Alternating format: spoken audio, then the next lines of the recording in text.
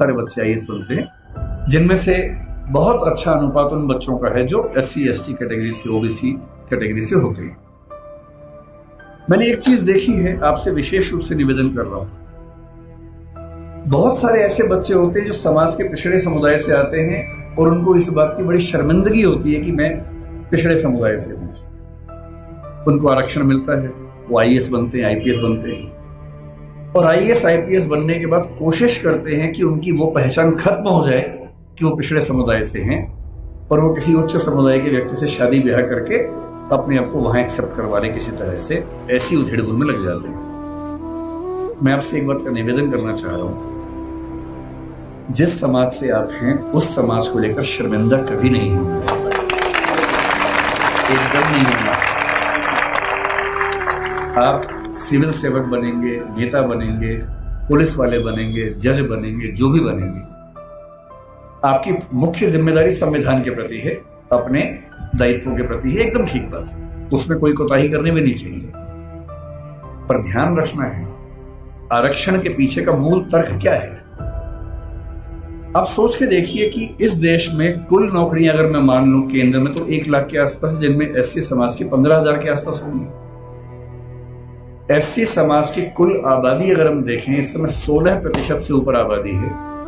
अगर 150 करोड़ दिमाग में रखने या 140 करोड़ रखे तो 23 करोड़ के आसपास आबादी दलित समाज की या SC समाज की भारत में।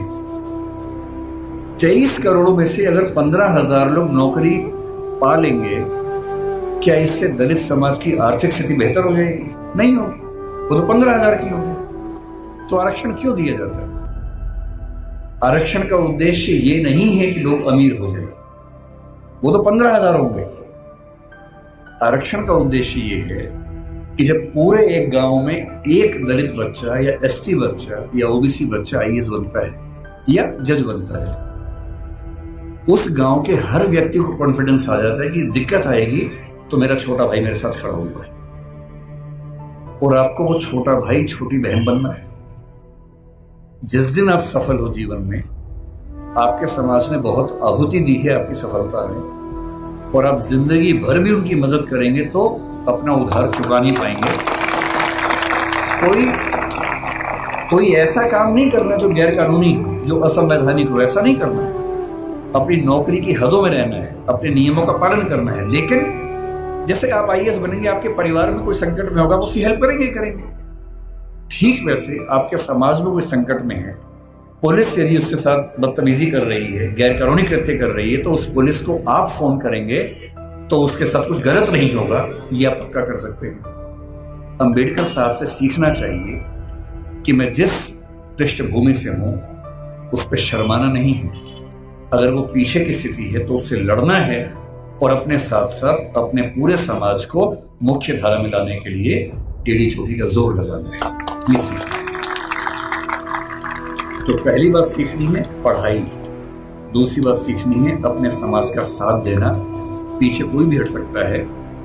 जाति को लेकर कबीरदास ने बड़ी गहरी बात कही थी कि व्यक्ति की पहचान उसकी योग्यता से होनी चाहिए, मेहनत से होनी चाहिए। जाति में क्या रखा हुआ है? उन्होंने कहा, जाति न पूछो साधु की, पूछ लीजिए ज्ञान। ज्ञान पूछो, मोल करो तलवार का, पड़ी रहन दो म्यान। म्यान में क्या रखा है? तलवार की कीमत है। और यदि हम कहते हैं कि पिछड़े समाज के लोग पढ़ने में पीछे हैं, तो ऐसा क्या था कि एक बच्चे को मौका मिला और वो पूरी संविधान सभा में सबसे ज्यादा पढ़ा लिखा व्यक्ति बन गया? इसका मतलब है कि अवसर मिले, जुनून हो तो व्यक्ति कुछ भी कर सकता है।